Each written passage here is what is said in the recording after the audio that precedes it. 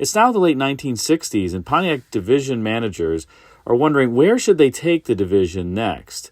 It's had a highly successful run as General Motors' youth, performance-oriented brand, but Pontiac leadership knows that its days are numbered from a performance perspective.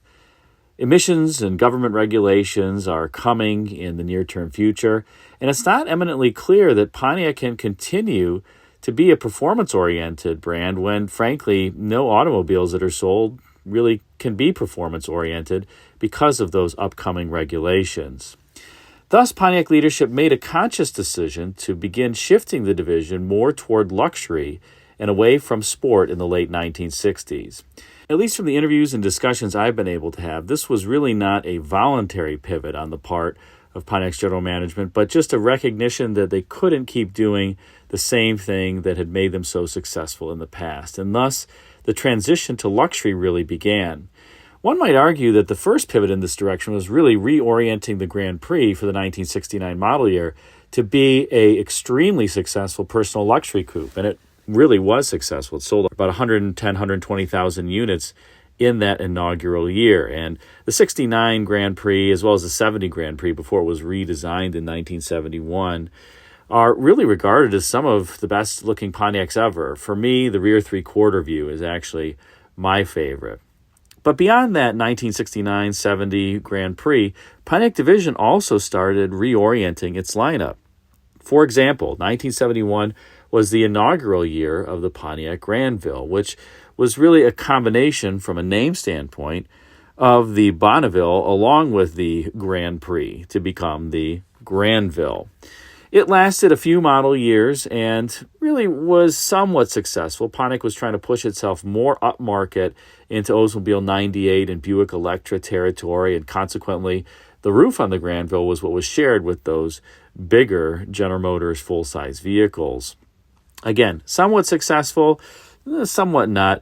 The Granville did get a more luxurious interior for 1973, and that perhaps helped elevate it a little bit, although that 1973 interior on the Granvilles looks a little interesting, particularly the simulated wood on the doors. I don't know that it's all that great or attractive.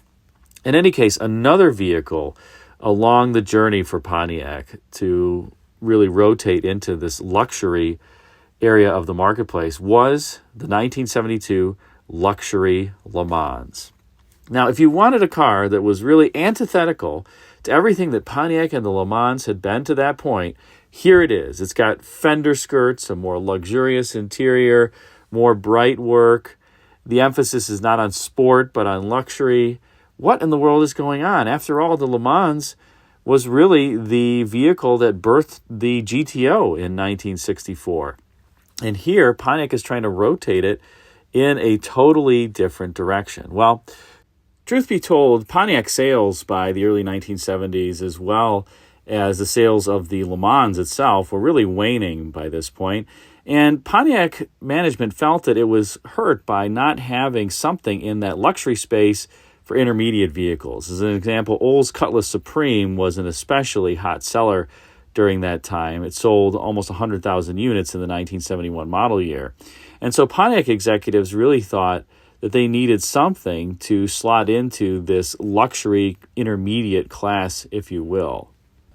Enter thus the 1972 Luxury Lemans, a vehicle tasked with really something that was quite impossible, bringing the Tempest/GTO/Le Mans sales back to a level that was, well, comparable, or at least closer to the level achieved with the second generation Tempest Le Mans GTO, where the sales peaked out around 350-ish thousand units, a little bit above that. But by 1971, sales of Pontiac intermediate vehicles had really dropped to around 150,000.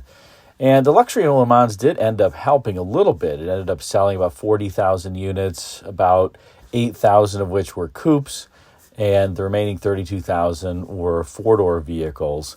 But still, the Le Mans just really wasn't back to those glory days. And of course, 1972 would be the last year for this body style before it was redesigned for the 1973 model year. Let's take a look at this particularly handsome green example in a bit more detail. Notice, first of all, the fender skirts, something that you got standard on the Luxury Lemans, and something that really hadn't been seen on the Le Mans through that point. Of course, it was supposed to be a more sporty intermediate, so what are fender skirts doing on that particular vehicle? But this particular Luxury Le Mans has some optional equipment as well that you can see, including the vinyl top, door edge guards, as well as Pontiac's famous Rally 2 wheels that you see there. Great looking, I'll call them a 5-spoke design, one of the hallmarks of Pontiac design for many years to come. And here you've got a rear 3/4 view of the vehicle. By the way, this is really my favorite look for these General Motors A-bodies. Doesn't matter if you're talking about the Chevrolet, Pontiac, Olds, or Buick. The rear 3/4 on all of them looks great. But in this picture, you can pick up a little bit of some Pontiac styling cues that, by the way, would continue on to the next generation. One of which is that so-called dual torpedo theme. Notice the body bulging out around the front wheel as well as the rear wheel, and it having this relatively narrow midsection by the door handle. That was something that it's hard to capture in photographs like this because there's not really hard lines around those shapes and forms. But if you see the car in person, it's really striking. And many people, as an example, think the 1968 GTO is a really good-looking car, but when you get to see one in person, it's even more stunning because of that so-called wasp waist theme. If we turn to the inside, you'll notice this car also has some optional equipment here, including that center console, as well as air conditioning and the soft ray glass all around. It doesn't have power windows. You can see the crank handle there, but the interior of these is pretty handsome, again, for the time. Notice the seats are relatively deluxe. I think the console is a nice addition to the vehicle. You have this full wood grain flanking the instrument panel as well as the console and the steering wheel. On some later GM intermediates, most particularly the Grand Am, that wood grain would actually become real. And at least for the Grand Am, the wood grain on the dash in 1973 would be real only for that model year. Pontiac had some issues with real wood grain cracking and experiencing some durability problems, so they reverted back to simulated wood after the 1973 Grand Am, and they kept the real wood, though, on the center console lid. Here's a shot of the door panel, which also was a bit more deluxe than the standard Le Mans. You can pick out that this car does have the optional outside rear view mirror control there at the top of the door panel. That was optional equipment as opposed to the mirror that you had to roll the window down and adjust. And you can see that there's some stitching taking place on the door panel. You do have a, relatively short armrest. This armrest and the door handle would be shared with some other GM vehicles, including the Monte Carlo. But it looks relatively good here and is more deluxe than the standard Le Mans. And of course, you get the nice kick panel with the carpeting at the bottom, something that never happens anymore. I don't know why. It's a great idea. You don't see scuffs on the door panel. Now every car that you get in, you see scuffs usually at the bottom of the door panel from shoes. I really wish they would bring that back. Now, in the underhood department, you could get myriad engine options in your Le Mans and Luxury Le Mans. If it was a standard Le Mans, it came standard with the 250 cubic inch inline 6-cylinder from Chevrolet that made 110 horsepower. But if you got a Luxury Le Mans, or you optioned up to it, you got a 350 cubic inch 2-barrel V8, which is what you see here, that made 160 horsepower in standard form. Now, interestingly, for the Le Mans, Pontiac offered from the factory single and dual exhaust versions of the 350 and 400, as well as a 455 and 455 HO engine. So the single exhaust 350 2-barrel made 160 horsepower. The dual exhaust version of the 350 2-barrel made 175 horsepower. So you get about 15 more out of the 350 2-barrel.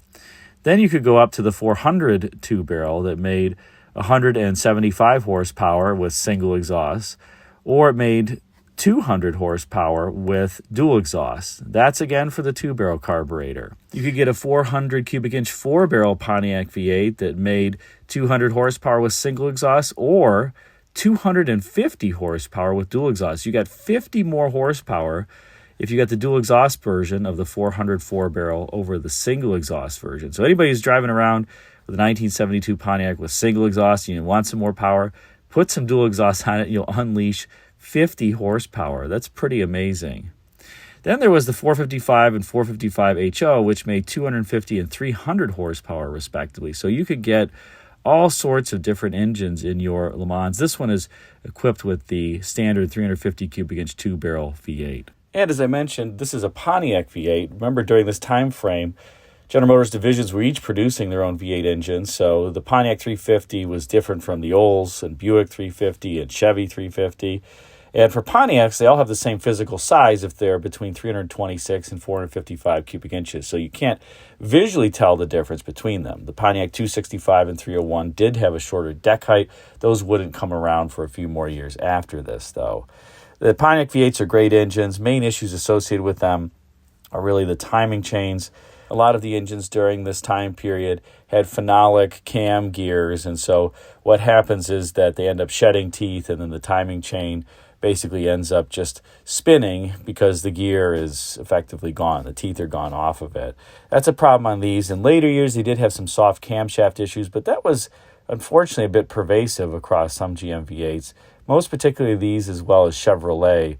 So the Chevy 350s and 305s of the late 70s, early 80s sometimes had those soft cams. Even the Cadillac 4.1-liter V8s had the same thing. So just something to watch out for. But if you get a low-mileage example where the oil has been changed, particularly from the early 70s, you're going to have a really good engine under hood. You can also tell the Pontiac V8's different from the other 350 V8s just by the look of them. The water outlet where it is on top, kind of facing the driver's side, this freestanding intake manifold, the alternator bracket, it has that kind of positioning. They just look different across the various divisions. So if you study them, you'll get to see which ones look like what. And that's probably more helpful by the time 1977, 78-ish rolls around, because GM started using different divisions engines in different vehicles. But in this time frame in the early 1970s, you got a Pontiac, unless you got the six-cylinder, you really did get a Pontiac V8. By this point, obviously, the overhead cam 6 that Pontiac had engineered and was in some of the late 60s intermediates was gone, and that was also even in Firebirds. So there you have the story of the Luxury Le Mans, why it came into being, and why also Pontiac was pivoting in a different direction during this time period. I think it was, quite successful. If you asked what is the year of peak Pontiac sales, most people would think something in the 60s. It was actually 1978. And that's because the strategy ended up working. So while you might think 1978, that's not really a remarkable year for Pontiac, it really was. It was their best sales year. They sold almost 900,000 units, in part because of the popularity of the Firebird with Smokey and the Bandit. But the downsized, full-size Pontiac was a hit, as were the intermediates, as was the Firebird. They were just running on all cylinders in that particular model year. But for 1972, while Pontiac was going through a bit of a sales slump compared to the 1968 and 1978 record sales years, it still was an attractive vehicle, and I think this interior was quite handsome. Let's listen into former Pontiac interior designer Blaine Jenkins describe how Pontiac rotated from its sport image into a luxury image, and he describes also a bit of why in this interview with him. So you can hear it right from an individual who was part of the Pontiac Motor Division himself. And in 71, sometime in 71 or 70, design staff management asked me to go to Pontiac. And they wanted to get a little bit more of what we were doing in Oldsmobile into the Pontiacs. Pontiac was beginning at that time to have to back away from their performance image and get a little more luxurious. And so was that because they were stepping on Chevrolet's toes, or just because they decided that was no? They had to. You couldn't. The laws, the government regulations were stopping racing, stopping a lot of that stuff. And Pontiac was, you couldn't. And the corporation itself pulled out of racing. Wouldn't race. They weren't going to race anymore, and the cars couldn't have big horsepower. They limited the horsepower of the car.